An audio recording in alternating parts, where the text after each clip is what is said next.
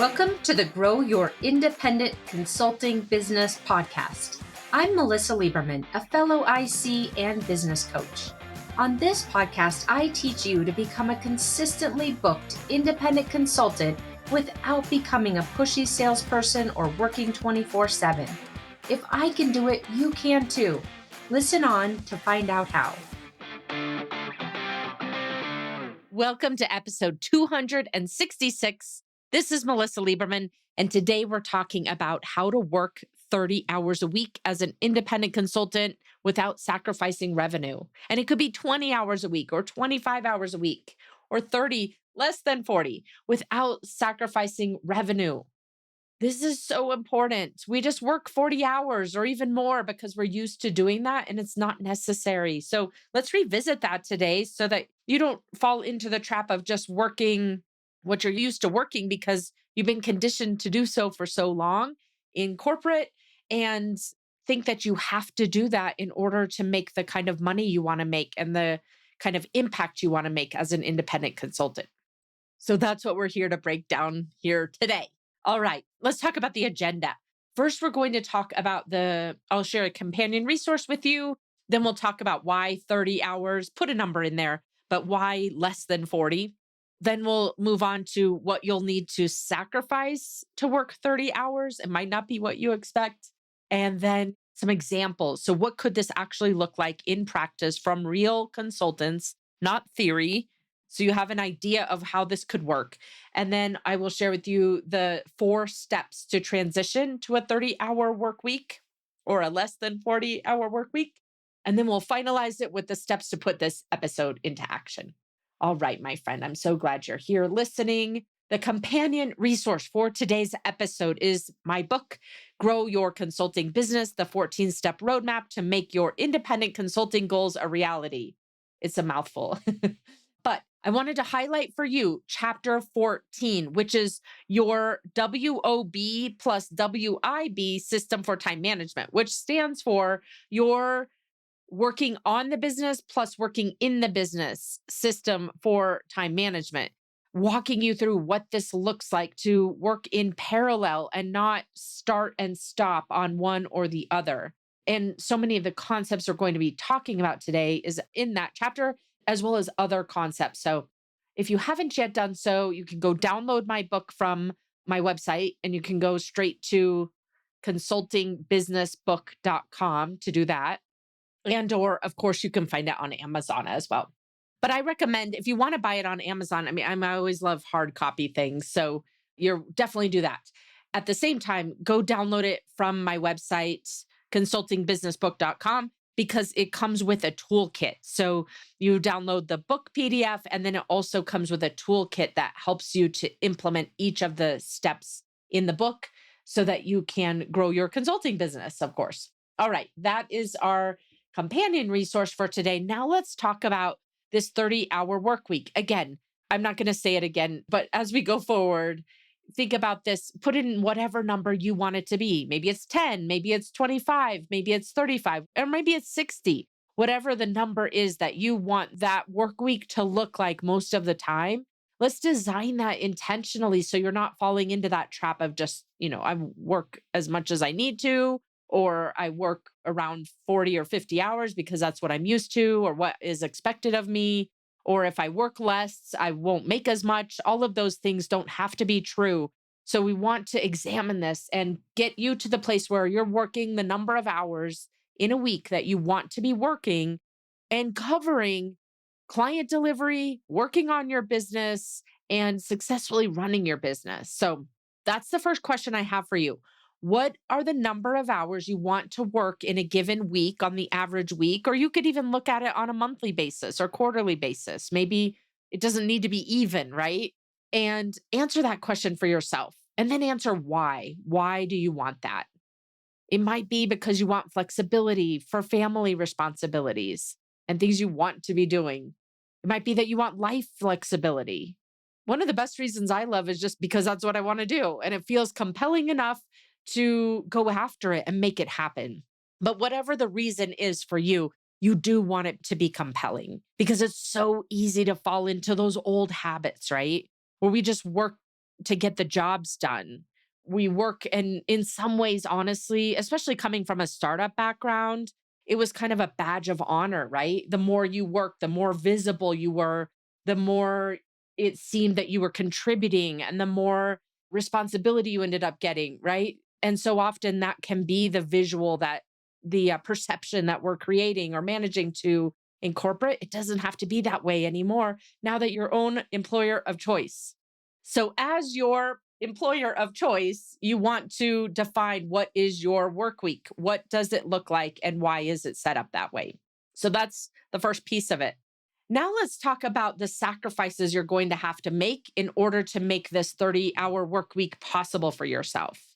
What are the things we think we're going to have to sacrifice when we work less than 40 hours a week or less than 50 or 60 hours a week, even? We would call this part time in corporate, right? What do you think you're going to have to sacrifice when you're part time, quote unquote? Most of the time, we think we're going to have to sacrifice revenue. Most of the time, we think we're going to have to sacrifice maybe landing clients who will be demanding. And even though they are high paying or maybe really fulfilling type of work, we think we might have to sacrifice that if we're going to work less than the norm. Ask yourself, what do you think you're going to have to sacrifice if you're working less than 40 or 50 hours a week? And answer that. And then what I want to say to you is it doesn't have to be that you're sacrificing. You can work 30 hours a week and you can make $500,000. You can work 30 hours a week and make $750,000. I give you these numbers because I know this is true from working with independent consultants who are working that amount of hours and making that amount of money. 500, 750, 800. When you think that you're choosing between things, it makes it so much harder to set this type of a goal. When you start to unravel that it doesn't have to be that you're choosing between something, you can have both of those things, then it starts unlocking your problem solving. The other thing I want to say to you is that if you think you're going to have to sacrifice something and question whether or not it's worth it, like I'm going to have to sacrifice revenue, or I'm going to make less money, or I'm going to make less money than I did last year, or I'm going to make less money than I did in corporate, or whatever your brain is telling you, when you notice you're having that kind of fear or that kind of reaction when we're talking about this, that is such a helpful sign that you're still associating time to money. And that's what we're trying to unravel as a business owner for you, right? So that you don't have to price your work by the hour, so that you can charge based on value. And you've got to get your head into that space as well. Because when you're thinking that if you work less, you're going to make less, it's a clear sign and indication that you're not quite there yet from a mental perspective, right? And we want to be able to address that so that you're not constantly working more because you think you need to do that to make more money, and getting yourself into this trap where you're never able to solve the challenge of feeling fully autonomous. So that's a trick topic in a way. You don't have to sacrifice to hit this 30-hour work week. You can hit your revenue goals and have a 30-hour work week. So now let's talk about what could this look like? What does this look like in practice? I hear from you so often, listener, as I love hearing examples, right? I want to hear the examples. I want to know what's possible for me as an independent consultant. I want to know that other people are doing this. So maybe if they're doing it, I could too. So I wanted to give you the example specifically from multiple independent consultants about what this could look like, what it does look like, and what it could look like for you. So simply put, obviously, we just need to add up to 30, right? So you could work 6 hours a day, 5 days a week. And for some consultants, that means 4 days of client work and 1 day on their own business across this 5 days most weeks. For other consultants, they ratchet that back down to 7 or 8 hours a day, 4 days a week. And so some of them will carve out half a day on Thursday, for example. A lot of people take Mondays off, actually. So they're working Tuesday, Wednesday, Thursday, half a day on Friday on the client delivery, and the other half on business development. Or simply take Monday off, Tuesday, Wednesday, Thursday on client delivery, and half a day on Friday, or 3/4 a day on Friday on business development, those are some examples, very tangible examples. Or maybe you're someone who wants to work 3 days a week. I know for me, I strive most weeks to have client facing work on Tuesday, Wednesday, Thursday, 3 days per week. And those days are typically 9 to 3 because I have a kid things on either end. And sometimes in the evening when I get back, or sometimes from the swimming pool, a little here and there. And then Monday and Friday is working on the business type work. So those are some examples of how you can make this happen. Other consultants work 3 days a week, Tuesday, Wednesday, Thursday, and they fit their own business development in and have Monday and Friday off. And sometimes Monday and Friday is truly personal time. Other times maybe it's a little bit of like a lot of thinking time, CEO thinking time. You get to decide what you want your schedule to look like. You can make up anything. You don't have to be sitting at your desk all the time, just because that's what you've been used to for 20 years in corporate. Those examples I just gave you can encompass both working on the business and working in the business. So, working on the business and client delivery. And you can also decide and change it all the time, right? You might want to work differently in the winter than you do in the summer. I have a past client who, she's an independent consultant and she would work pretty steadily across the winter time, and then in the summer would spends a lot of time in the Caribbean because she loves sailing. So you get to decide what this looks like. But the first step it takes is just even knowing this is possible for you to figure out, what do you want your business to look like? And instead of shutting yourself down immediately that you think you're going to have to sacrifice too much to get that, to ignore that little devil on your shoulder and start imagining and figuring out, putting pen to paper of what is it that you truly want and figuring out how to get there rather than shutting it down like that. So those are some examples of what a 30-hour work week could look like. Now let's talk about transitioning to this 30-hour work week. And I want to share with you these steps to take to transition to the 30-hour work week. And you might not be surprised, but the first thing I'm going to say is you want to establish your 30-hour mindset. Without this, the other pieces crumble like a house of cards. And we'll talk about that in a moment here. First, I'm going to tell you what the steps are, where we'll talk about what that actually means. Then we want to establish your 30-hour business model. Again, so often we just dismiss this. Oh, I can't make as much as I want to working 30 hours. We don't even then go further. You want a pen to paper to say, this is what it will look like. This is what I want it to look like. And then we're going to talk about transitioning to the 30 hours. So what does that mean? What does that look like? And also how to make it lasting. Any of us could create a 30-hour business model and make it work for a few weeks, right? But we want this to be lasting. And so we're going to talk about that too. Okay, so let's go through each of these steps. The 30-hour mindset. Listen, you have a 40, whatever your number of hours are that you're working right now on average, that's your current mindset.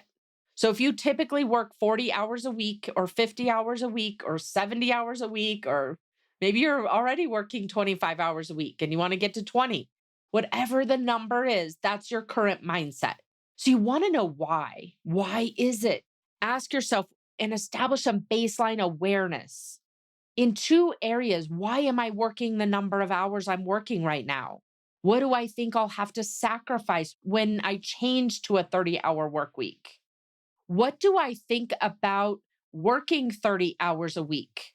You might write down, that would be amazing. I really want to get to this. I feel committed, et cetera, et cetera. And then you might also think at the same time, I'm going to feel really guilty doing that. I'm going to feel nervous. I'm not doing enough. I'm not going to know what to do with myself. Like, be honest with yourself. It's not just, we're not looking for negative thoughts here. We're looking for the way that you're thinking that contributes to the average number of hours that you're working on a weekly basis, because that's your current set point. The other question I love is, what do you think about people who work 30 hours a week? Or what do you think about business owners who work 20 hours a week? Like, oftentimes we can unlock limiting thought processes when we do it from another person's vantage point, right? When we think, oh, I wonder I know for me, hopefully she's not listening to this podcast, but sometimes I always wonder what my mom is thinking about the choices that I make in my life because she has thoughts. We'll just put it that way. So it's always so helpful. Like, I wonder what my mom would think in my case. So I wonder what my mom would think about people who work 30 hours a week. Like, they're not dedicated, they're not a hard worker, they're not pulling their weight, they're lazy, they're like fill in the blank, right? These are all important questions to explore so that you can create baseline awareness for yourself about what would prevent you from moving to 30 hours as your new norm. And we'll put these questions in the show notes so that you can explore these and really get into your brain and figure out what's going on in there, because whatever's going on in there is creating your current set point, whatever number of hours that is. Now, once you have that, you want to then start redirecting it, right? You want to start rebuilding the way that you think. Because somewhere along the way, you just started working the number of hours you work. And you might say, well, that's what I have to do to get my work done, or that's what my client expects. But it's actually not. Now, you are putting yourself into this situation that's recreating what you're used to without even really realizing it. And so you want to start unraveling this so we can figure out how you can create a new norm. And it might be that you've got to change your pricing. It might be that you have to reset some expectations with clients. But it all starts with first you believing that it's possible to get where you want to go and start solving for that rather than telling yourself it's not possible. So, does it sound like to align your mindset to this new 30-hour mindset? It sounds like things like it's possible to work 30 hours a week. It's possible to work 30 hours a week and make the money I want to make. It's possible for me to work 30 hours a week. It's possible for me to work 30 hours a week with the type of clients I work with. It's possible for me to be even more valuable working 30 hours a week to my clients. I'm committed to figuring out how to work 30 hours a week as my new norm. Those are some of the thought processes that will then start unlocking and opening up your ability to recreate your set point at the new number that you want to be your new norm. And again, we'll put all of those, both the questions and what I just shared with you in terms of ways of thinking, into the show notes so that you can go copy them and start working through them. So, as we wrap up this first step, which is the 30-hour mindset, step one, ask yourself and answer, what are you committed to? What is the number that you want to be working on a weekly basis on average? And then answer, how does an independent consultant working that number of hours, making whatever your revenue goal is, what do they think? What does a independent consultant working 30 hours, making 500K think about time, about their business, about their clients, about value? And who will you need to become to make this your new norm? So again, we'll put all of those questions and next steps into the show notes. But this is the most important part, because if you don't address the way that you're thinking and the judgments that you might have and the assumptions that you're operating off of and the subconscious thinking that's been conditioned into your brain since you graduated from college, all of those things, it's going to be really difficult then to go implement all the changes that are going to need to take place to create a lasting change in your business, where you're accomplishing both your time goal and your revenue goal. And by the way, your goal of what kind of fulfilling work you want to be taking on, right? So that's step one, your 30-hour mindset. Now let's move on to step two. This is what I'll call your 30-hour business model. In a very simplistic terms, you want to know what it is you're offering, how much you're charging for it, and how it fits into your schedule. And you can do that in so many different ways. One of them is just truly mapping out, this is what it looks like to deliver on a 30 hours a week over the course of the year. You've got some vacations built in there, some really nice vacations built in there. You've got time off built in there. And you know that your engagements fit into those buckets and that they all roll up to the revenue goal and the time goal that you have. So You want to get clear on the business model so that you're not operating off of assumptions or guesses, or you don't even have enough clarity around what it is you're building that it doesn't feel tangible to you. And therefore, it's very difficult to make a change when you're approaching it in that way, right? The other thing that I would share with you as you go about building out your 30-hour model is just really figuring out what does it take. Like if you just broke it down into your effective rate, your target effective rate. Now, again, I do not recommend charging by the hour, but it can be valuable to have that number to know. Okay, so if you want to make $250,000, let's say, working 10 months out of the year, so that's 40 weeks of the year, and you want to work 25 hours per week on client delivery, that gives you 1,000 hours in the course of the year to quote unquote sell. This is a helpful exercise to go through to figure out as an input for your pricing. So if you have 1,000 hours to sell in the course of the year, and let's say that you are around 75% utilized, because it can be challenging to be fully utilized all of the time. It's not good to make a business plan off of assuming 100% utilization. So let's just say that you decide I'll be around 75% utilized. That gives you the ability to have gaps between projects. That's not about your vacation. This is about you not having fully sold all of the hours you have available, right? So that brings us down to 750 hours. So if you take $250,000 divided by 750 hours to sell, that tells you that you want to average $334 per hour in the work that you're selling. Again, I'm not telling you to charge by the hour, but this gives you a really helpful understanding to know what you're targeting and how the work that you're doing can fit into, in this case, 25 hours a week and still hit your revenue goal. We'll put this example into the show notes specifically, and I'll give you a couple of other examples like the 350K goal and the 500K goal, so you can see what it would look like and what it is that you need to be building up your engagements around to hit that effective rate most of the time, knowing that you're not going to be fully utilized. So, as this second step, you want to define your 30-hour business model so you know what it is you're selling, what your target pricing is for selling that, and how it fits into your work week so that you have a clear picture about what it is you're trying to get to in terms of the to be state, right? You've already got the as is state going. That's your norm right now. We want to know exactly what that to be state is for you. And ultimately, this 30-hour week can also be enabled by freeing yourself up, right? You don't have to just stop doing certain work. You can certainly delegate certain work for yourself. We talked a little bit about this on the capacity episode. We'll put the link to that in the show notes too.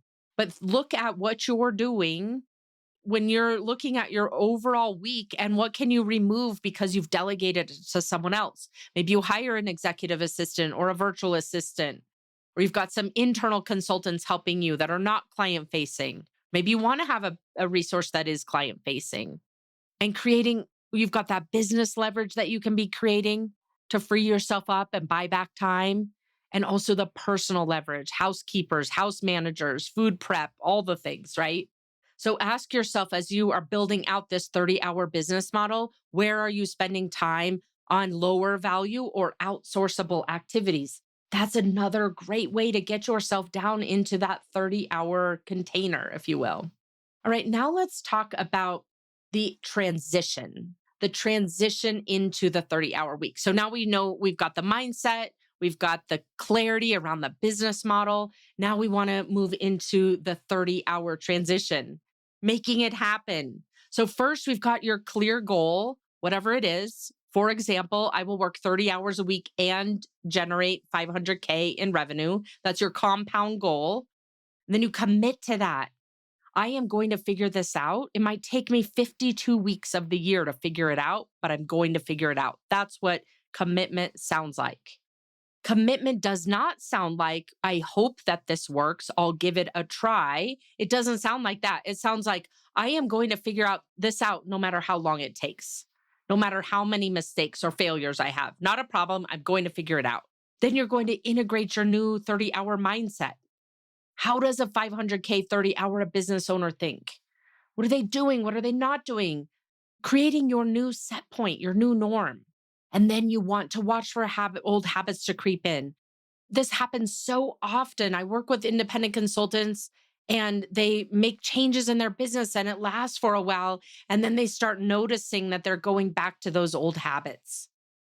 They start noticing the behaviors they're doing that seemed really helpful end up sending them back to where they were. I'll give you an example. I was working with an independent consultant the other day, and she was telling me she was overwhelmed. There's so much work to be done. There's not enough time in the day. The challenges that we all face that we're talking about right now in terms of setting your 30-hour work week. And she said normally she starts her go-to solution for this challenge, for this overwhelm, especially when a new project comes onto her plate or she's doing something internally in her business that's maybe taking longer than she thinks it should, or it feels like it's something she should have already figured out by now. Her go-to is, I better build a process for this. I need to get this proceduralized in order for it to be replicable, and I don't want to just do the thing, but I also want to build a process while I'm doing it. And that sounds so smart, right? It sounds so smart. And it is smart. However, it dawned on her that she was actually doing that as a way to feel comfortable. It's like her go-to, the go-to blankie, if you will, like when we were kids. It's the go-to comfort zone. And she realized that that's what's creating her plateau in her business.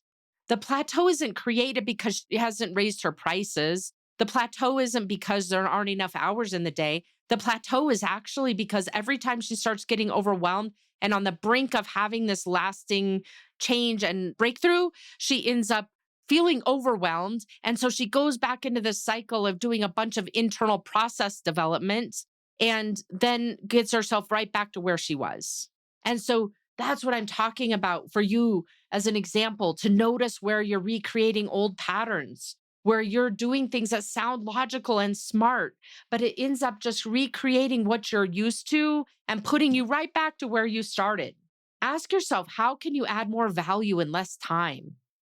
Ask yourself, in what ways are you recreating the old norm and creeping back to that old set point of 40 or 50 hours a week?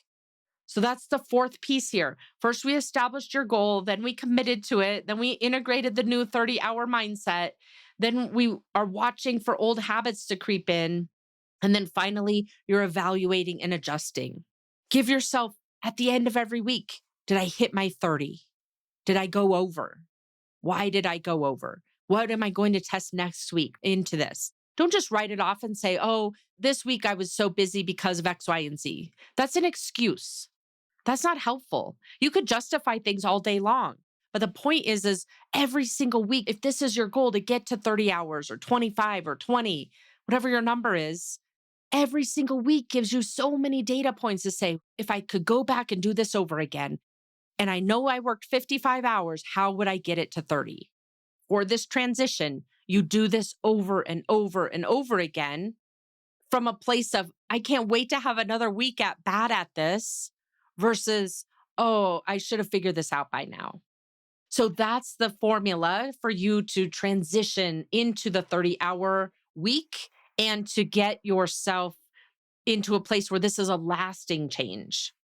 So to recap, and for you to put this all together, I highly recommend going to the show notes, because we'll put a lot of these questions that I've been sharing with you in the show notes, and you can go in and start tackling this process for yourself. So to pull it together, you want to establish your 30-hour mindset, like really understand how you think about this and how you want to be thinking about this so you can set your new norm, so you can create a new set point for yourself on how many hours a week you work. Then you define your 30-hour business model. And then you take those 5 steps I just shared with you to transition to 30 hours and keep iterating until it's the new norm. This is the process for you to put a 30-hour work week in place in your business without sacrificing revenue. And the last thing I'll say is, if you haven't yet done so, I would highly recommend downloading the quarterly planning process from last week's episode. If you haven't done your quarterly plan yet, of course, time is an important component of that plan. And you can go to icquarterlyplan.com and download that. It's a free resource for you. And it's so imperative to have one of those quarterly plans. I just couldn't leave the episode without reminding you of that as well. All right, my friend, thanks for being here. And I will see you again next week. Take care. Thanks for joining me this week on the Grow Your Independent Consulting Business podcast. If you liked today's episode, I have 3 quick next steps for you. First, click subscribe on Apple Podcasts or wherever you listen to make sure you don't miss future episodes. Next, leave me a review in your podcast app so other independent consultants can find and benefit too. And finally, to put the ideas from today's episode into action, head over to melissalieberman.com for the show notes and more resources to help you grow your consulting practice from your first few projects into a full-fledged business. See you next week.